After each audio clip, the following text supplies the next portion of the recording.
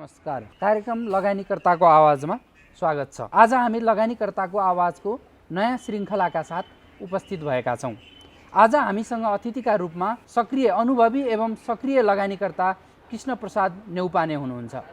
उहाँको परिचय एक लगानीकर्ताका रूपमा मात्र भने सीमित छैन। आफ्नो 34 वर्षे सरकारी सेवालाई भर्खरै मात्र बिट मार्नुभएका न्यौपाने हाल सेन्ट्रल फाइनान्सको सञ्चालक समितिमा समेत हुनुहुन्छ। 34 वर्ष लामो महालेखा परीक्षकको कार्यालयको अनुभव र आफ्नो शैक्षिक योग्यताका कारण सक्रिय बजारमा हालसम्म सक्रिय न्यौपाने विभिन्न सङ्घ संस्थामा समेत आबद्ध हुनुहुन्छ। उहाँको यही अनुभव र ज्ञानलाई हामीले आज नयाँ लगानीकर्ताहरू समक्ष प्रस्तुत गर्ने जमर्को गरेका छौँ। स्वागत छ कार्यक्रम लगानीकर्ताको आवाजमा। धन्यवाद सर। आजभोलि केमा व्यस्त हुनुहुन्छ? आजभोलि म सेयर बजारसँग सम्बन्धित अध्ययन अनुसन्धान र लगानीको कार्यमै व्यस्त छु भन्नुपर्छ। मैले भन्दाखेरि सेयर बजारमा करिब 3 दशकभन्दा बढी भइसक्यो। सेयर बजारमा सर अप्रत्यक्ष प्रत्यक्ष रूपमा संलग्न भएको, सेयर बजारमा लगानी गरेको, सेयर बजार अध्ययन गरेको। अब सरले चाहिँ नयाँ लगानीकर्ताहरूलाई बुझाउनु पर्दा सेयर भनेको के हो? सेयर भनेको कुनै पनि कम्पनीले आफ्नो उद्देश्य पूर्तिको लागि आवश्यक पर्ने रकमको जोड गर्नुपर्ने हुन्छ। त्यो कम्पनीको उद्देश्य पूर्ति गर्नको लागि कम्पनीले गर्ने लगानी, विभिन्न सेयरधारीले गर्ने लगानी अथवा प्रमोटरले गर्ने लगानीलाई विभिन्न भागमा विभाजन गरेको हुन्छ। त्यो लगानीलाई आवश्यकता पर्ने विभिन्न भागमा गरिएको विभाजनलाई नै हामी सेयर भन्छौँ। उदाहरणको लागि मैले भन्नुपर्दा कुनै एउटा कम्पनी छ, प्राइभेट लिमिटेड कम्पनी पनि हुनसक्छ, त्यो पब्लिक लिमिटेड कम्पनी पनि हुनसक्छ। तर हामी लिस्टेड कम्पनीको कुरा गर्छौँ, यहाँ पब्लिक लिमिटेड कम्पनीको कुरा गर्छौँ भने मैले पब्लिक लिमिटेड कम्पनीकै उदाहरण दिँदा राम्रो होला। जस्तो एक्जाम्पलको लागि सेन्ट्रल फाइनान्स लिमिटेड भन्ने एउटा कम्पनी छ। त्यो कम्पनी सुरुवात गर्दा नेपाल राष्ट्र ब्याङ्कले तोकेअनुसार यदि पुँजी पुग्नुपर्छ भन्छ। त्यो पुँजी पुर्याउने कामको लागि विभिन्न व्यक्ति मिलेर त्यो संस्था गठन गर्छ। संस्थामा लगानी यति गर्छु भनेर गरेको हुन्छ। त्यसैलाई नै हामी सेयर रकम भन्छौँ र ती लगानीकर्ताले गरेको रकम नै सेयर रकम हो। त्यसलाई हामी चुक्ता पुँजी भन्छौँ अर्को भाषामा। त्यो चुक्ता पुँजीको अंश नै सेयर रकम हो। लगभग सर चाहिँ सेयर बजारमा प्रवेश गर्दाखेरि सरको भनाइअनुसार 2043 सालदेखि सेयरमा प्रवेश गर्नुभयो। त्यति बेला नेपालमा नेपाल स्टक एक्सचेन्जको जन्म पनि भएको थिएन।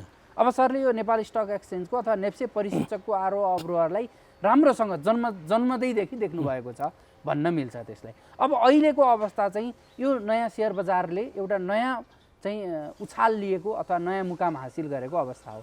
यो अवस्थालाई चाहिँ एक आम लगानीकर्ता र एउटा सेयर विश्लेषकका नाताले कसरी हेर्नुभयो? साह्रै राम्रो क्वेसन सोध्नुभयो। अहिलेको अवस्था भनेको सेयर बजार उचालेको अवस्था अवश्य पनि हो।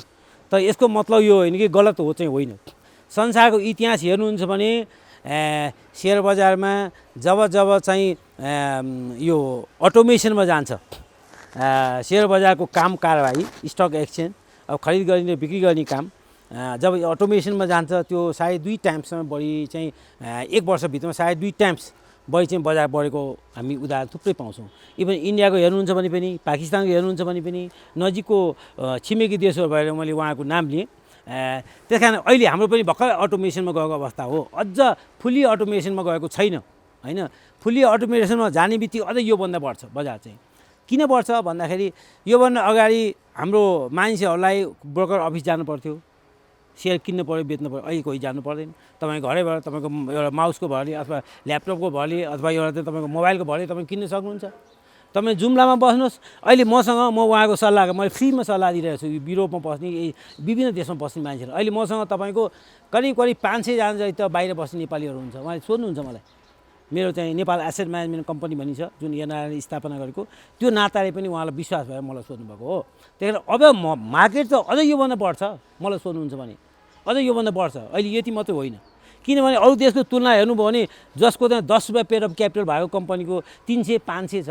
इन्डियामा हेर्नु भने कति छ? डिभिडेन्ड हेर्नु भने 10 रुपियाँको उनीहरूले कति पर्सेन्ट दिएको छ? 20%, 30% अथवा 100% दियो भने 10 रुपियाँको 300 रुपियाँ हालेर 10 रुपियाँ आउँछ नि त।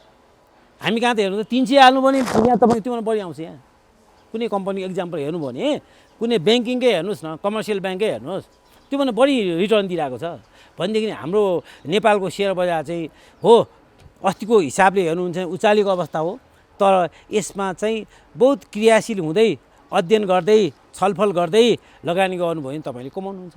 अब जस्तो कि कतिपय सेयर विश्लेषक अथवा लगानीकर्ताहरूले के भनिरहनु भएको छ भने अहिलेको सेयर बजारको उछाल चाहिँ सीमित कम्पनीहरूले अथवा सीमित उपसमूहका कम्पनीहरूको उछालले आएको हो।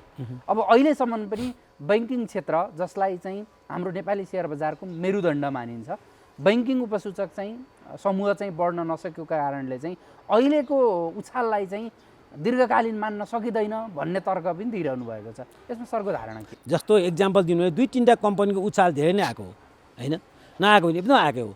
तर ब्याङ्किङ सेक्टर जस्तो यहाँले भन्नुभएको जस्तो करिब 70% त ब्याङ्किङ सेक्टरले कभर गर्छ नेपालको सेयर बजारमा हो। उनीहरू पनि बिस्तारै माथि आइरहेको छ, नआएको होइन, आउँछ नै। यो त के भने मान्छेमा जति पनि सेयरमा लगानीकर्ता गर्नुहुन्छ, मलाई धेरै जिल्लाबाट अहिले फोन आउँछ, तपाईँहरू आएर 2 दिन 3 दिन भयो भने तपाईँहरू आएर क्लास लिइदिनुहोस् भनेर। म चाहिँ आफू त्यति बाहिर निस्किन रुचाउँदिनँ, एक त कोरोनाको कारणले पनि। मलाई यो कोरोना सुरु भएपछि त हेर्नुहोस् म्याग्दीबाट जहाँ जहाँ यो हाइड्रो पावरको चाहिँ लोकललाई सेयर दिएछ नि त्यो जिल्लाबाट चाहिँ मलाई चाहिँ एकदम आएको छ। हेर्नुहोस् किन भन्दाखेरि सेयर बजार विषयमा बुझाइदिनुहोस्, सेयर त किन्यो कसरी बेच्ने थाहा छैन उहाँलाई हो। त्यस कारण चाहिँ जनचेतना सेयर बजारसम्म जानकारी जस्तो यहाँले गर्नुभएको छ साह्रै सुन्दर काम, साह्रै राम्रो काम गर्नुभएको छ। यहाँले जुन भन्नुभयो नि यहाँको सेयरसँग सम्बन्धित जुन काम गर्दै हुनुहुन्छ यहाँले, यो जनतालाई चेतनशील बनाउने काम गर्दै हुन्छ। यो काम भनेको साह्रै राम्रो काम हो तपाईँले गर्नुभएको। त्यसै चाहिँ सेयर बजार चाहिँ हो कुनै एउटा ग्रुपको मात्रै एउटा उपसमूहको मात्रै माथि जान्छ नि त्यो चाहिँ उछाल आएको हो, त्यसमा केही चाहिँ बदमासी छ। तर समग्रमा हेर्नुहुन्छ भने चाहिँ मलाई सोध्नुहुन्छ भने यो मार्केट योभन्दा माथि जान्छ, अहिले मात्रै होइन। अहिले बजारमा कतिपय सामाजिक सञ्जालमा अथवा कतिपय व्यक्तिका भनाइहरू हेऱ्यो भने अहिले नेपालमा चाहिँ नेपालको पुँजी चाहिँ सेयर बजारमा थन्किन लाग्यो, उत्पादनमूलक क्षेत्रमा लागेन। अब यो पुँजीलाई चाहिँ उत्पादनमूलक क्षेत्रमा लगाए पो देशको प्रगति हुन्छ। सेयर त यो थन्किने हो, यसलाई चाहिँ एक ठाउँमा लगाएर त्यो सीमित वर्गले चलखेल गर्ने ठाउँ हो, यो उत्पादनमूलक क्षेत्रमा लगानी लागेन भन्ने तर्क पनि देखिएका छन् नि। मैले राष्ट्र ब्याङ्कको एउटा चाहिँ रिपोर्ट यसो अध्ययन गर्ने मौका पाएको थिएँ। त्यो अनुसार हेर्नुहुन्छ भने अहिले व्यापार व्यवसाय 56% व्यापार व्यवसाय करिब चाहिँ काम गर्न सक्ने अवस्था छैन, डिफल्टमा छन् अहिले पनि। हेर्नुहोस् भनेदेखि अहिलेसम्म पनि कुनै पनि उद्योग व्यवसाय म तपाईँलाई मेरै भन्छु, मैले जुन कम्पनीहरू हेर्छु 5वटा एग्रिकल्चर प्रोजेक्ट हेर्छु मैले यहाँ काठमाडौँमा बसेर, कुनै पनि हामीले काम गर्न सकेको छैन। आफ्नै जमिन छ, सायद 200 बिघा रोपनी छ कुनै ठाउँमा, कुनै ठाउँमा 10 बिघा छ। भक्तपुरमा हाम्रो एकदम कामै गर्न नसकेको अवस्था छ, मकवानपुरमा त्यस्तै छ, उसमा तनुमा त्यस्तै छ, हाम्रो धेरै लगाइन्छ त्यहाँ, तनुमा धेरै जमिन पनि छ, म्याग्दीमा त्यस्तै छ, हाम्रो कास्कीमा त्यस्तै छ। हाम्रो एनआरआईले चाहिँ लगानीमा मसँगै समावेश भएर गरेको लगानीमा हामीले कुनै पनि काम गर्न सकेको छैन। किन गर्न सकेको छैन भने कोरोना आयो, सबैलाई स्टाफहरूलाई पाल्न पनि गाह्रो भयो हामीलाई, उनीहरूलाई पनि रिस्क पनि धेरै भयो, होइन डर पनि भयो, उनीहरूलाई काम गरेर भन्नु पनि हाल्नु पनि। त्यस कारण उहाँ सबै घरमा हुन्छ। हाम्रो सबै प्रोजेक्ट चाहिँ अहिलेको अवस्थामा भन्नुहुन्छ भने कुनै पनि फङ्सन गरिरहेको छैन। लगानी त भयो नि हाम्रो, सबै बिग्रेर गयो नि त होइन। त्यो अवस्था त्यो भनेको के त भने अहिलेको अवस्था भनेको त लगानी त अन्त सेयर बजारमा नयाँ अन्त जाने ठाउँ कहीँ छैन। घरमा राखेर त काम छैन, पैसा त बढ्दैन, कहीँ त लगानी गर्नै पऱ्यो। ब्याङ्कमा राखौँ भने सायद 2% दिन्छ बचत खातामा होइन, मुद्दती यो भल्ल 5% दिन्छ होइन। त्यो पनि लङ टर्म राख्दा के होला कसो होला भन्ने कुरा हुन्छ कतिलाई व्यापार व्यवसाय। तर सेयर बजारमा लगानी गरेर भोलि क्यास गर्न सक्नुहुन्छ नि त। आज मैले लगानी गरेँ भने म आफै पनि ब्याङ्कको लोन छ मेरो पनि 3 करोड आजको डेटमा भन्नुहुन्छ भने, तर मलाई के कन्फिडेन्स छ 3 करोड लोन के हो त म पऱ्यो भने 1 हप्तामा म तिरिहाल्छु, म सेयर खातको त बेचिदिन्छु, म तिरिदिन्छु नि त भन्न सक्छु मैले। त्यस कारण चाहिँ हो सेयर बजारमा उचाल आएको कुरा पनि सत्य हो केही उपसमूहहरूमा, तर टोटल समग्र सेयर बजार चाहिँ गलत बाटोमा गएको जस्तो मलाई चाहिँ लाग्दैन। अब सेयर बजारमा चाहिँ एउटा बियर र बुलिस ट्रेन्डिङ भनिन्छ। अब अहिलेको अवस्थालाई चाहिँ नेपालको सेयर बजारको बुलिस ट्रेन्डिङ भनिन्छ। अब सरको एउटा आम लगानीकर्ता एकजना सेयर विश्लेषक यो लामो अनुभवले चाहिँ यो बुलिस ट्रेन्डिङमा नेपालको सेयर कतिको बिन्दुमा पुग्न सक्छ? अब योभन्दा अगाडि तपाईँको 41, 42, 30, 40 महिना जति हाम्रो चाहिँ सेयर बजार खसेको अवस्था थियो होइन, अर्को भाषामा बियरको अवस्था थियो होइन। अहिले बुलिसको अहिले उछाल आएको अथवा माथि गएको अवस्था छ। अब यो अवस्था भनेको हाम्रो यदि इतिहास हेर्नुहुन्छ भने, स्टडी गर्नुहुन्छ भने, पास्टलाई स्टडी गर्छौँ भने होइन, अथवा फन्डामेन्टल कुरालाई स्टडी गर्छौँ भने र पास्टलाई स्टडी गर्छौँ भने मार्केट अझ हाम्रो चाहिँ अझ 3 वर्ष चाहिँ तल आउने अवस्था छैन। करेक्सन त हुन्छ, करेक्सन नभए त हुँदैन फेरि तलमाथि त हुनैपर्छ है। फेरि सेयर बजार गयो भने त्यो त खत्तम हो, त्यो खराब हो, त्यो टोटल अर्थतन्त्रलाई नै खराब हो। तर के छ जस्तो कि 2400 गयो, 2400बाट 2350, अब 2300मा आयो, एकदम राम्रो सुन्दर पक्ष हो त्यो। फेरि 2300बाट 2350 जान्छ, फेरि 2400 जान्छ होइन, त्यहाँबाट अनि 2500सम्म पुग्छ, 2500 फेरि तल आउँछ। यस्तो मार्केट भनेको चाहिँ साह्रै सेयर बजारको लागि साह्रै सुन्दर पक्ष, साह्रै बलियो पक्ष हो।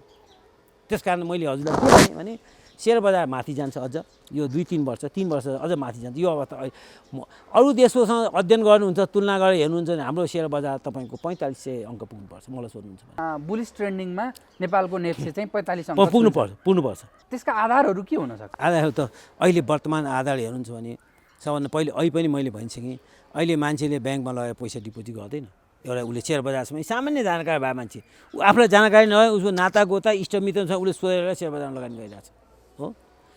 हो हामीले के भन्छौँ भने मैले सल्लाह लिने मान्छेहरूलाई पनि तपाईँ धेरै माथि गएको नहाल्नुहोस् है। मलाई डाक्टर भाइहरूले बहिनीहरूले मलाई धेरैले मसँग सल्लाह गर्नुहुन्छ आजकल होइन। उहाँ पेसाले डाक्टर हो नि त, कहाँ चिकित्सक मान्छे सेयर बजारमा आउँदाखेरि उहाँ के भन्छु भने तपाईँलाई त्यो महँगो सेयर नहाल्नुहोस् भन्छु मैले। जस्तो बोतरस नेपाल, तराई र बोतरस नेपाल भन्ने कम्पनीहरू छन् जुन धेरै महँगो कम्पनीहरू छ। हो तपाईँलाई लाग्छ 10 किता किनेर राख्नुहुन्छ त बेग्लै कुरा हो है। जस्तो विशाल बजार कम्पनी लिमिटेड छ, म एक्जाम्पल भन्छु, मैले पनि 10 किता मात्रै किनेर राखेको छु। किन त्यसो गरे भन्दाखेरि उसको न एजिएम गरेको छ त, न अहिले उसको चाहिँ फाइनेन्सियल स्टेटमेन्ट न पब्लिस गरेको छ, न बोर्ड छ, फङ्सन गरिरहेको छैन केही पनि। हो जसलाई मन लाग्यो त्यही गरेको छ। कति वर्षदेखिको कुनै कुरा इन्फर्मेसनै छैन। सेयर बजारको त लिस्टेड कम्पनी भनेको त महत्त्वपूर्ण कुरा भनेको उनीहरूको फाइनेन्सियल स्टेटमेन्ट हो। सेयर धनी र पब्लिकले रिसर्च गर्न चाहने मान्छेले अध्ययन गर्न चाहने मान्छे त्यो हेर्नु पाउनु हो। त्यस्ता कम्पनीदेखि बाहेक मैले भन्नु पर्दाखेरि चाहिँ जुन ब्याङ्किङ सेक्टरका कम्पनीहरू छन् होइन, आजको डेटमा हेर्नुहुन्छ भने इन्सुरेन्सको पनि धेरै इन्सुरेन्स कम्पनीहरू छन् होइन, राम्रा कम्पनीहरू छन् जुन तपाईँ हाल्नुहोस् तपाईँलाई घाटा त हुँदैन होला। 2 महिना घाटा भए देखेर तेस्रो महिना तपाईँ यो जुवा घर जस्तो चाहिँ होइन। मान्छेले के भन्छ भने त्यो जुवामा चाहिँ च्याङ्कै थाहा जस्तो गर्नु खोज्छन्, त्यो चाहिँ होइन। फेरि आज लगानी गरेर 2 लाख भोलि मेरो 3 लाख हुन्छ भने त्यो इम्पोसिबल, त्यो त हुँदै होइन। हो त के भन्दाखेरि त्यो त इन्भेस्टमेन्ट हो। इन्भेस्टमेन्ट भनेको त हामीले अन्त लगानी गऱ्यौँ भने, हामी अरू स्टडी गऱ्यौँ भने पनि क्यापिटल बजेटिङको हिसाब गर्छ कसैले पनि। कोही फाइनेन्सको मान्छे छ, एकाउन्टिङ नलेज भएको मान्छे, क्यापिटल बजेट उसले त्यहाँ 1 वर्षमा कति छ उसलाई 15% आयो भने त राम्रो कमाइ भन्छौँ नि। हो त्यस्तै हो, सेयर बजारमा त्यति आउँदाखेरि तपाईँ खुसी हुन्छ भने त्योभन्दा बढी आउँछ। थोरै सरको व्यक्तिगत चाहिँ सेयर बजार अनुभवतिर लागौँ हामी। सर एकजना सरकारी सेवामा कार्यरत मान्छे, सरकारी जागिरमा आबद्ध हुनुभएको मान्छे, सरलाई के कुराले चाहिँ यो सेयर बजारमा प्रवेश गर्न? म चाहिँ यो अलिकति मैले पहिले खुब इकोनोमिक्स म पढ्दाखेरि पनि र सेयर बजार फाइनेन्समा मलाई एकदम इन्ट्रेस्ट, मेरो विषय नै इन्ट्रेस्ट। स्कुल पढ्दाखेरि चाहिँ म गाउँको स्कुलमा पढेको हो। त्यो बेला चाहिँ हामी 10 कक्षा पढ्दाखेरि मात्रै गोर्खापत्र भन्ने देखेको हो। त्यो कुरा मैले भन्नुपर्ने हुन्छ। जब त्यो गोर्खापत्र भने म 10औं कक्षापछि मैले देख्न थालेँ, त्यहाँ त के कुरा आउने रहेछ, पढ्दाखेरि रमाइलो हुने रहेछ। जब एसएलसी पास भएपछि मलाई त के भन्ने तपाईँको मलाई खुब इन्ट्रेस्ट आयो। केमा इन्ट्रेस्ट आयो, मैले बिबिसी सुन्न थालेँ, सुन्न थालेँ। अनि बिस्तारै इन्डियन पत्रिका हुन्छ भने सुने, फाइनेन्सियल टाइम्स सुने, कहिले काहीँ महिनामा 1 दिन यो फाइनेन्सियल टाइम भन्ने पत्रिका किनेर ल्याएर पनि पढेँ। 1 महिना 2 महिनासम्म कि अलिअलि पढेँ, एकैचोटि पढेको होइन, किताबको रूपमा त्यसलाई पत्रिकाको रूपमा किताबको रूपमा पढ्न थालेँ। त्योपछि मलाई त सेयर बजार भनेको त बहुत राम्रो कुरा रहेछ भन्ने मनमा लाग्यो। त्योपछि म तपाईँलाई बताउँछु एउटा मेरो एक्सपिरियन्स।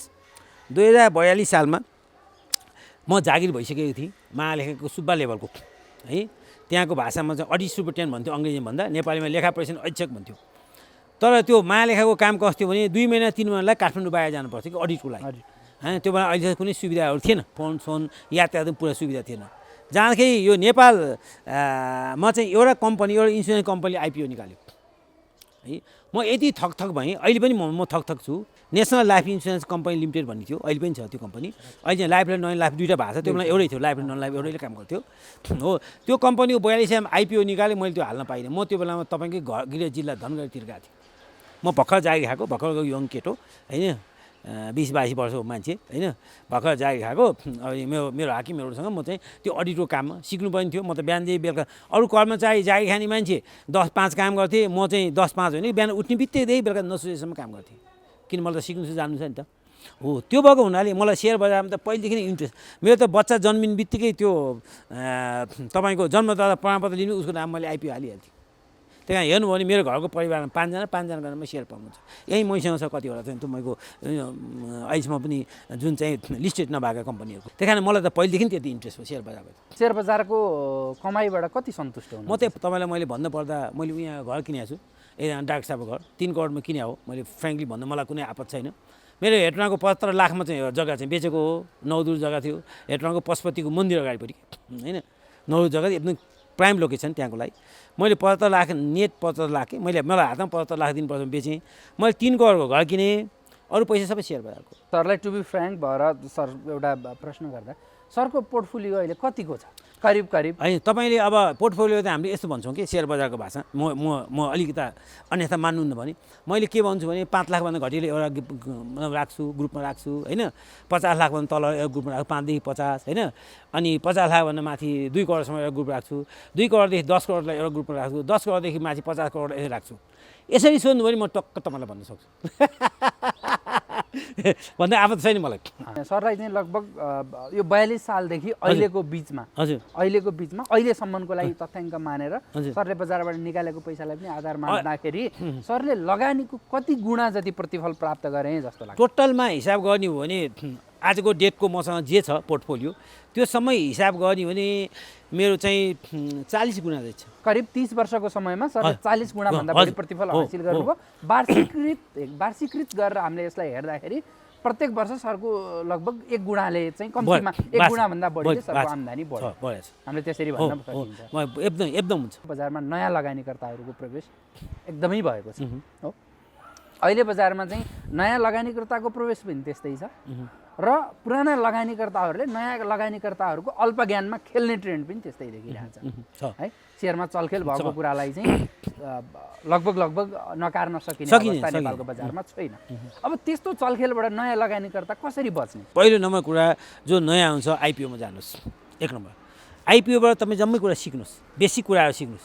हाम्रो साथीहरू कस्तो हुनुहुन्छ भने नयाँ लगानी बेसिक कुराहरू उहाँलाई थाहा छैन। बेसिक कुरा त जान्नै पर्छ। सेयर बजारमा लगानी गर्नुहुन्छ भने बेसिक कुरा जान्नुहोस्। दिनको 1 घन्टा चाहिँ बेसिक कुरामा अध्ययन गर्नुहोस्, अथवा जान्ने मान्छेको एउटा ग्रुप बनाउनुहोस् जसले बेसिक कुरा नलेज दिन सक्छ हो। त्यति भइसकेपछि तपाईँ सेकेन्डरी मार्केटमा प्रवेश गर्नुहोस्। र सेकेन्डरी मार्केटमा प्रवेश गरेपछि सुरुमा के गर्नुहोस्, मैले चाहिँ त्यो भनिरहेको छु, जो चाहिँ निस्वार्थले तपाईँलाई केही कुरा सिकाउँछ, बिना पैसा सिकाउँछन्, कुनै स्वार्थ छैन, तिनीहरूको एउटा ग्रुप बनाउनुहोस्। मैले चाहिँ सिकाइरहेको छु अहिले पनि, मैले भनिहालेँ पनि अहिले पनि होइन। जब कि उहाँले मलाई पैसा लिनुहोस् भन्नुहुन्छ, म लिनु मानिरहेको छैन। महिनाको 1,000 लिनु तपाईँ भन्नुहुन्छ मलाई होइन, साथीहरू भन्नुहुन्छ मलाई। मैले भन्छु म पैसा चाहिँ लिन्न, तर तपाईँलाई म सिकाउँछु भन्छु म। र त्यो भएपछि सबैभन्दा सस्तो मैले त्यो पछि अनि सेकेन्ड मेरो थर्डमा मैले के ब्याङ्किङ सेक्टरका लसमा नगएका सस्ता ब्याङ्कहरू किन्नुहोस्, अलिअलि लगानी गर्न थाल्नुहोस्। ठुलोमा नजानुहोस्। अगाडि के घोडा चढ्यो भने धुरी नचढ्नुहोस् भन्छु म। त्यो हुँदै होइन। अगाडि धेरै पैसा कमायो भने त्यो सोच नराख्नुहोस्। तपाईँले आफू बलियो भएर अघि बढ्नुहोस्। जस्तो कि तपाईँ हेर्नुहोस् न, अहिलेको 200 साढे 200मा पाउने, 300 देखि 300मा पाउने ब्याङ्कहरू थुप्रै छन्, जुन डिभिडेन्ड दिइरहेको ब्याङ्कहरू। मिनिमम 10% दिएको छ, म्याक्सिमम 20% दिएको ब्याङ्कहरू थुप्रै पाउँछ। इभन फाइनेन्स कम्पनी छ, इभन डेभलपमेन्ट ब्याङ्क छ। यिनीहरू भनेको राष्ट्र ब्याङ्कले अथवा गभर्मेन्टले पनि उनीहरू रेगुलेसन राम्रो गरेको छ। त्यही कारण उनीहरूबाट तपाईँको लस हुँदैन हो।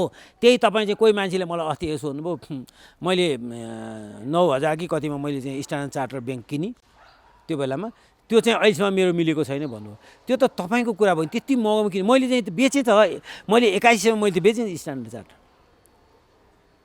मैले 8100 स्ट्यान्डर्ड चार्टर बेचेँ। त्यो पैसा के हो त मैले केही दिन होल्ड गरेर राखेँ, ब्याङ्कमा राखेँ, र पछि मैले त्यो सस्ता ब्याङ्कहरू किनेँ। अनि त्यसले त मलाई 1 तपाईँ 10 टाइम दिइसक्यो मलाई।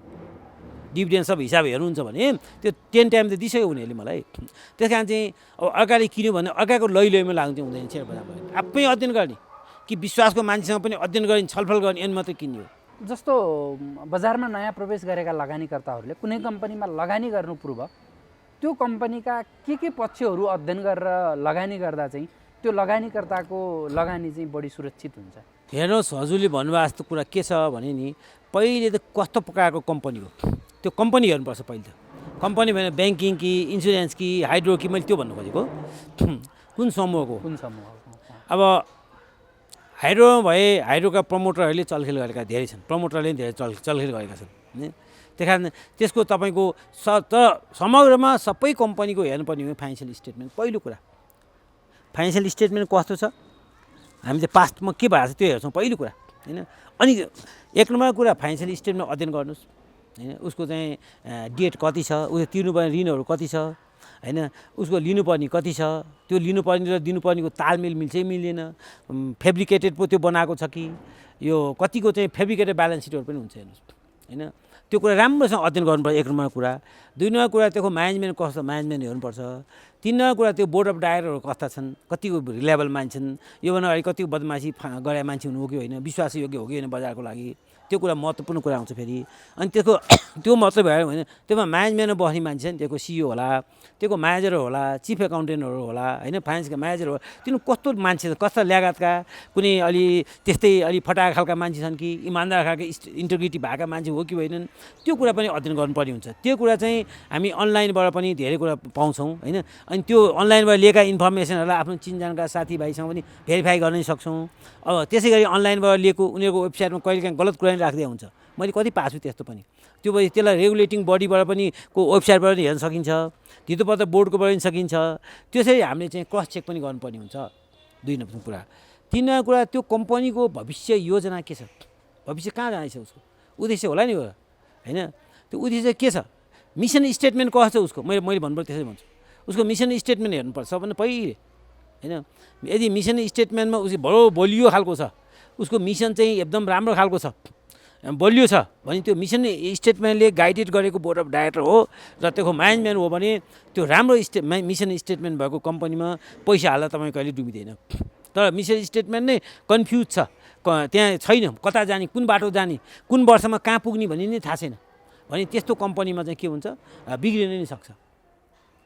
त्यस कारण चाहिँ कुनै पनि नयाँ लगानीकर्ताले महत्त्वपूर्ण कुरा हेर्नुपर्ने कुरा भने चाहिँ यिनै हो। अब अहिले बजारमा चाहिँ एउटा नयाँ कुरा के आइरहेको छ भने नेपालमा नयाँ स्टक एक्सचेन्जको आवश्यकता एउटा कुरा, अर्को कुरा नेपालका स्टक ब्रोकरको सङ्ख्या कम भयो, स्टक ब्रोकरको सङ्ख्या बढाइनुपर्छ, र अर्को कुरा आइपिओ बाँडफाँडमा पनि न्यूनतम 10 कित्ते अझ भन्दा 10 कित्ते सिस्टमलाई हटाएर कम्तीमा 50 कित्तासम्मको मिनिमम रेसियो राखेर सेयर बाँडफाँड हुनुपर्छ भन्ने चर्चा अहिले बजारमा छ।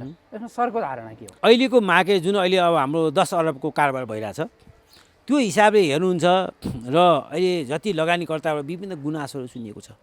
तपाईँ यो सेयर बजारसँग सम्बन्धी अनलाइन उयोहरू हेर्नुभयो भने धेरै गुनासोहरू सुन्छु मैले पनि होइन। दुई हिसाबले गुनासो, कति कुरा चाहिँ हाम्रा लगानीकर्ताले नबुझेर पनि उहाँलाई गुनासो भएको छ। नयाँ स्टक एक्सचेन्ज जति गुनासोहरू आइरहेछ नि त्यसलाई सम्बोधन चाहिँ अहिले सरकारी मात्रै भएको कारणले त्यसलाई सम्बोधन गर्न सकेको अवस्था छैन स्टक एक्सचेन्जको कुरा गर्दाखेरि। अनि स्पष्ट रूपले भेरी फ्रेङ्कली बोल भन्नुहुन्छ भने मलाई पनि के भन्छ भने स्टक एक्सचेन्ज चाहिँ मलाई ब्रोकर साथीहरूले पनि भन्नुहुन्छ कि स्टक एक्सचेन्ज चाहिँ भन्नुहुन्न, हाम्रो त लाइसेन्स दिने उनीहरू केही बोल्नै हुँदैन, हामी उनीहरूको विरुद्धमा बोल्नै हुन्न। तर पहिलेको जुन मालपोत कार्यालय छ नि त्यस्तै छ भन्नुहुन्थ्यो। अहिलेको मालपोत होइन, अहिलेको मालपोत त राम्रो भएको छ मालपोत कार्यालय हो, पहिलेको मालपोत कार्यालय थियो नि त्यस्तै छ भन्नुहुन्थ्यो मलाई ब्रोकर साथीहरूले। भनेको मतलब के भने उनीहरूलाई अहम छ हामी चाहिँ सरकारी मान्छे भनेर। अब त्यो त व्यापार व्यवसाय गर्ने मान्छेले अहम गर्ने होइन। व्यापार व्यवसाय गर्ने मान्छे त त्यो सिओ हुने मान्छेले पढ्यो भने तल चाहिँ पिउनको काम गर्नुपर्छ। व्यापार व्यवसाय भने त्यो उहाँले राज्यको प्रतिनिधि गरे होइन, राज्यको प्रतिनिधि गर्ने म बस्ने भए उहाँले गरे जस्तो गर्ने हो होइन। किन राज्यको झन्डाको चाहिँ त्यहाँ महत्त्व छ हो, त्यो राज्य कस्तो भन्ने देखिन्छ। तर व्यापार व्यवसाय गर्ने कम्पनी हो त्यो, व्यापार व्यवसाय कम्पनीले त पढेको बेलामा झाडु लाउनुपर्छ सिओले, मैले त्यो भन्ने मान्छे म होइन। त्यस कारण चाहिँ के हो भने नयाँ स्टक एक्सचेन्ज त आवश्यकता भइसक्यो अहिलेको अवस्थामा। कि त्यो भइरहेको स्टक एक्सचेन्जलाई प्राइभेटाइजेसन गर्नुपर्छ, त्यो गऱ्यो भने पनि हुन्छ, होइन भने चाहिँ फुल्ली अटोमेसनमा गएको स्टक एक्सचेन्ज आवश्यक पर्छ। अहिले विदेशमा बस्ने मान्छेहरू कति दिनको 5-7-10जनाले मलाई मेसेज पठाएको हुन्छ, हामीले के गर्नुपर्छ, हामी पनि सेयर बजारमा लगानी गर्नु पऱ्यो। अलि जस्तो म हजुरलाई बताउँछु, कोरियामा बस्ने उहाँहरू कामदार भिसामा जानुभयो, उहाँको चाहिँ महिनाको 3 लाख जति बचत हुने रहेछ। म 5-10जनाले मलाई भन्नुभएको छ। त्यो मध्ये भनेको वर्षको 36 लाख 40 लाख जति हुन्थ्यो। त्यो पैसा सेयर बजारमा लगानी गर्नु पाए त घरमा पैसा पठायो, सधैँ त्यो पैसा सदुपयोग भएको हुँदैन, दुरुपयोग भएको पाउनु पऱ्यो उहाँहरूले। त्यस कारण सदुपयोग हुनुको लागि के सेयर बजारमा लगानी गर्नु पायो भनेदेखि त 2-4 पैसा डिभिडेन्ड भयो भने आउला, अनि भनेको बेला बेच्न पाइयो। भोलि नेपाल आएर केही आफूले काम गर्नु पऱ्यो भने त्यो पैसा त सदुपयोग भयो नि। भने विदेशमा बस्ने धेरै भाइ बहिनीहरूको हाम्रो साथीहरूको त्यो छ। दुबईमा बस्नेको त्यही भन्नुहुन्छ, कतारमा बस्ने त्यही भन्नुहुन्छ, मसँग सम्पर्कमा आउनेहरू चाहिँ होइन। उहाँहरूले चाहिँ त्यस कारण चाहिँ के चाहियो त्यसको लागि भन्दाखेरि फुल्ली अटोमेसन जानु पऱ्यो, स्टक एक्सचेन्जको कर्मचारी म हाकिम हो, म राज्यको प्रतिनिधि भन्नु भएन, म त यो सेयर धनीकोहरूको प्रतिनिधिको काम गरे हो, उहाँलाई सहयोग गर्न बस्या हो भन्ने खालको भावना विकास हुनु पऱ्यो पहिले नै त्यहाँ होइन। र तपाईँ 10 कि 13 50 कि त्यो कुरा गर्नुभयो, त्यो कुरामा वास्तवमा चाहिँ हो 10 कि त्यो मात्रै धेरै भएर पनि यो सेयर बजारलाई त्यति राम्रो गरेको छैन, बजार आफैलाई राम्रो गरेको चाहिँ छैन। केही मान्छेहरूले चाहिँ जस्तो सरलाई पनि त्यो 10 किता चाहिँ अवधारणा सरको विचारमा पनि परिवार जति हुनुपर्छ भन्ने धारणा हो। अन्य कतिपय लगानीकर्ताहरूको पनि धारणा त्यस्तै छ। तर 10 किता हुँदा त बजारमा नयाँ धेरै लगानीकर्ताहरूले लगानी गर्न पाउँछ नि, त्यसमा चाहिँ तपाईँहरूलाई किन आपत्ति? त्यसमा अर्को कुरा बताउँछु तपाईँलाई, स्टक स्पिड हुनुपर्छ सानो लगानीकर्ताको लागि। तपाईँको हाम्रो 100 रुपियाँको मात्रै छ हो, किन 10 रुपियाँको नबनाउने? के बिग्रिन्छ 10 रुपियाँ बनाएर? देशलाई फाइदा हुन्छ, ट्याक्समा बढ्छ, सम्पूर्ण तपाईँ इच्छा हुने जम्मै लगानीकर्ता सहभागी हुन्छन्। 10 रुपियाँको एउटा किता बनाउनु न, 100 रुपियाँको किता बनाउनु पर्दैन नि, पर्छ पर्दैन? अरू देशमा हेर्नुहुन्छ, इभन इन्डियामा हेर्नु, मैले त्यो एउटाको स्टडी गरेको थिएँ मैले 1980 देखिको एउटा कम्पनीको, उसको चाहिँ प्रत्येक वर्ष यो वर्ष स्टक डिभिडेन्ड दियो, अर्को वर्ष उसले स्प्लिट गरिदिइहाल्छ। हेर्नुहोस् 1 रुपियाँमा ल्याउँछ कहिले। त्यसले गर्दा के हो भने धेरैभन्दा धेरै मान्छे सहभागी हुनु पाए, सानोभन्दा सानो लगानीकर्ता, र त्यसको पैसा चाहिँ धेरैभन्दा धेरै चाहिँमा सर्वसाधारण मान्छे गरिब धनी भन्ने कुरा आएन, सबैले त्यसमा सहभागी हुनु पाए, त्यसको लाभ सबैले लिन पाए। हामीले पनि के भन्छु भने 100 रुपियाँको नगर्नुहोस्, 10 रुपियाँको गर्नुहोस्, अथवा कसैको 100 रुपियाँको छ भने त्यसलाई 10 मा ल्याइदिनुहोस्। अहिलेसम्म पनि 2टा कम्पनीको त तपाईँ 10 रुपियाँमै छ, कसैको कति लगानी गर्दा त्यो दिमागमा नहुनसक्छ। सोल्टी होटल लिमिटेडको 10 रुपियाँको हो, हरिसिद्धि इँटा टायर मैले अहिले तपाईँलाई देखाएँ पनि, त्यो 10 रुपियाँको सेयर हो है, 100 रुपियाँको सेयर हो। यो 2टा कम्पनी त 10 रुपियाँको छ नि त, पहिले किन पहिले चाहिँ दिएको थियो, अहिले पछि आएर यो कम्पनी ऐनको नयाँ आएपछि 21 सालको कम्पनी ऐन अनुसार र पहिलेको धितोपत्र बोर्ड नहुँदाको अवस्था है त दिएको हो। त्यही कारण मैले त सोध्नुहुन्छ भने 10 रुपियाँको फेस भ्यालु 10 रुपियाँवाला बनाइदिनुहोस्, सबै स्टक स्प्लिट गरेर मार्केट पनि बढ्छ, राज्यलाई रेभिन्यू पनि अहिलेभन्दा तपाईँको 4 बढ्छ, अहिले करको रूप पनि त्यति बढ्छ। अनुभवी लगानीकर्ताका साथै सेयर बजारका बारेमा राम्रो जानकार भएको हिसाबले चाहिँ आम लगानीकर्ताहरूलाई यो सेयर स्प्लिट र बुक बिल्डिङ भनेको के हो प्रष्टसँग बुझाइदिनु। स्टक स्प्लिट भन्छौँ हामी, अङ्ग्रेजीको शब्द हो त्यो चाहिँ, नेपालीमा सेयरलाई टुक्र्याउने भनेको खण्डीकरण टुक्र्याउने वास्तवमा त्यही हो। त्यो भनेको के भने कुनै पनि 100 रुपियाँको सेयर छ भने तपाईँको 100 रुपियाँको सेयर थियो, एउटा 1 किता सेयर थियो, त्यसको जम्मा भ्यालु तपाईँको 100 रुपियाँ थियो, त्यसलाई 10 रुपियाँको 10 वटा बनाउनु भयो भने तपाईँ रकम चाहिँ 100 रुपियाँ हुन्छ, त एउटाको ठाउँमा 10 वटा बन्छ। यही नै हो स्टक स्प्लिट भनेको होइन। योभन्दा बढी के पनि सिम्पल कुरा हो यो चाहिँ होइन। बुक बिल्डिङ भनेको खालि के हो भने हामी कहाँ प्र्याक्टिसमा आएको छैन, अब आउने प्रस्ताव आएको छ होइन, प्रस्ताव आएको, किनभने यो भने हाम्रो चाहिँ योभन्दा अगाडि हाम्रो नियावली पनि थिएन, त्यो सम्बन्धी निर्देशिका पनि थिएन होइन। त्यो हो, अरू देशमा चाहिँ पहिलेदेखि नै थियो बुक बिल्डिङ भन्ने। त्यो भनेको के हो भने कुनै पनि आइपिओ निकाल्नुभन्दा अगाडि आइपिओ निकाल्नेले हाम्रो धितोपत्र बोर्डलाई चाहिँ रिक्वेस्ट गर्छ, म यति चाहिँ मेरो फाइनेन्सियल पोजिसन यस्तो छ, म यो चाहिँ बढी दाममा चाहिँ बुक बिल्डिङको माध्यमबाट केही सबै होइन, उसले भन्नु मान्नु 1 करोडको कसैले चाहिँ सेयर इस्यु गर्दैछ भने आइपिओ निकाल्छ, उसले कुनै त्यो त गभर्मेन्टले अब धितोपत्र बोर्डले तोकिदिने कुरा, तिमीलाई 50% बुक बिल्डिङबाट जाऊ होइन, 50% चाहिँ हाम्रो पुरानो अनुसारबाट जाऊ, हामी पुरानो जुन चाहिँ 100 रुपियाँको सेयरलाई 100 रुपियाँ भन्छौँ नि, त्यसरी जाऊ, आइपिओ पनि त्यसरी जाऊ भन्न सक्छ। त्यसको लागि चाहिँ यदि गभर्मेन्टले यदि 50% भन्यो, अब धितोपत्र बोर्डले 50% चाहिँ बुक बिल्डिङबाट जाऊ भन्यो भने बुक बिल्डिङमा जानलाई चाहिँ धितोपत्र बोर्डले यसको मूल्य कतिसम्म हुनसक्छ भनेर एउटा चाहिँ देशमा भएका क्यापिटल मार्केटका काम गर्ने अथवा त यो क्राइटेरिया भने एउटा क्राइटेरिया राख्छ, उसले राख्छ, त्यो राखे त्यस्ता संस्था त्यस्ता कम्पनीबाट उसले चाहिँ अफर लेटर माग्छ, तपाईँ यसमा चाहिँ कतिसम्म हाल्न सक्नुहुन्छ त भनेपछि त्यसको एउटा एभरेज निकाल्छ हो। त्यो एभरेज निकालेपछि त्यो एभरेजलाई चाहिँ धितोपत्र बोर्डले त्यो इस्यु निकाल्ने आइपिओ निकाल्ने कम्पनीलाई तिम्रो यतिसम्ममा तिमी जान सक्छौ भने उसले स्वीकृति दिन्छ हो। जस्तो उदाहरणको लागि भनौँ, कुनै एउटा सिमेन्ट फ्याक्ट्रीले, मैले पनि अस्ति चुनेको थिएँ, एउटा सिमेन्ट फ्याक्ट्रीले चाहिँ बुक बिल्डिङबाट चाहिँ आइपिओ जारी गर्छु भनेर उसले चाहिँ आफ्नो बासी साधारण सभामा प्रस्ताव लगेको देखेको थिएँ मैले हो। त्यो अनुसार आयो भने उसले के गर्ने भयो त, उसको चाहिँ फाइनेन्सियल पोजिसन के छ पहिले त्यो हेर्छ होइन। फाइनेन्सियल पोजिसन अनुसार यदि उसको 100 रुपियाँमा बुक भ्यालु कति पुग्छ त होइन, बुक भ्यालु यदि 300 रहेछ उसको होइन किताबी मूल्य उसको 300 रहेछ होइन यो बुकमा हेर्दाखेरि भनेदेखि स्टक एक्सचेन्जलाई उसले के दिने भयो त मेरो 300 किताबी बुक भ्यालु छ त्यसको आधारमा मैले चाहिँ बुक बिल्डिङमा जान पाऊँ भनेर भन्छ अनि त्यसको चाहिँ कति मूल्य उपयुक्त त हुन्छ भनेर अहिले मेरो विचारमा 46वटा कम्पनीलाई चाहिँ स्टक हाम्रो तिरुपति बोर्डले स्वीकृति दिएको देखेको थिएँ मैले अस्ति त्यो 46 कम्पनीलाई उसले के त लेखेर पठाउँछ तिम्रो यसमा कति मूल्य हाल चाहन्छौ तिमी भनेर हो त्यस आधारमा आउँछ त्यो आएपछि एउटा एभरेज निकालेर उसलाई चाहिँ यतिसम्म जाऊ भनेर तिमीलाई जान स्वीकृति दिन्छु भनेर तिरुपति बोर्डले दिन्छ यसरी नै बुक बिल्डिङमा अनुसार पनि त्यो मूल्य निर्धारण हुन्छ जस्तो अब नेपालमा देखिएको लगानीकर्ताहरूको आकर्षणलाई अहिले एकदमै आकर्षण देखिएको छ यो आकर्षणलाई स्थायी बनाउन भनौँ न यो नेपालमा चाहिँ स्टक एक्सचेन्ज अथवा नेपालमा सेयर लगानीमा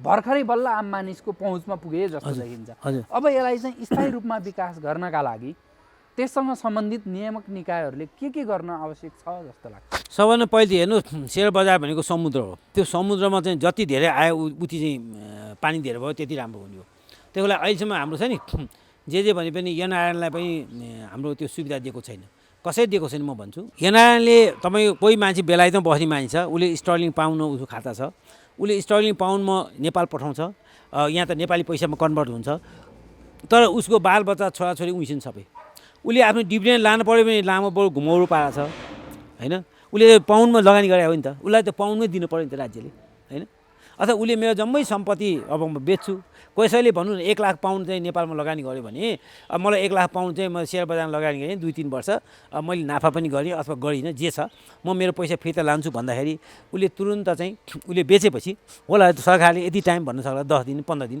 त्योभित्र राष्ट्र ब्याङ्कले त्यो स्वीकृति दिने व्यवस्था हुनु पऱ्यो त्यो अहिलेसम्म भएको छैन त्यसै गरी संसारमा अरू देशमा चाहिँ सेयर बजारमा विदेशीलाई पनि खुला गरेको छ हामी कहाँ विदेशीलाई खुला छैन होइन भनेपछि जब एनआरले त खुला भएन आफ्नो लगानी गरेर पैसा मैले नेपाली पैसा लगानी गरेर त्यो मलाई नेपाली पैसा लान्छु भन्दा पाउनु पऱ्यो नि त भने जस्तै स्टर्लिङ पाउन्डमा लगानी गर्छ भने अहिले मेरो नेपाल एसेट म्यानेजमेन्ट कम्पनीमा त्यस्तै छ कि सबै स्टर्लिङ पाउन्डवाला छन् होइन उनीहरूले पैसा लगाउनु गर्ने गाह्रो यीको लगानीबाट भएको पैसा चाहिँ लगाउनुहुन्छ उताको पैसा ल्याएर त के गर्नु छ फेरि हामीलाई यता सरकारले तपाईँको सरकारले ल्याउनु दिने नै भन्नुहुन्छ कुरा त पनि जेन्युन कुरा हो त्यो कुरा चाहिँ हामीले विचार गर्नुपर्छ त्यो कुरा नियमावलीलाई सरकारले त्यो पोलिसी चाहिँ हामीले सुधार गर्नुपर्ने मैले देख्छु त्यो गर्ने हो भने सेयर बजार चाहिँ धेरै त भन्दिनँ अहिले 20 अरबको त कारोबार हुन्छ दिनको अहिले चाहिँ जुन 10 अरब पुगेको छ मिनिमम 20 अरबको पुग्छ यो अहिलेको विकासलाई पनि बजारको विकासलाई चाहिँ तुलनात्मक रूपले 1 वर्ष अगाडि 1 वर्ष पछाडि फर्केर हेर्दाखेरि चाहिँ सेयर बजारको विकासलाई चाहिँ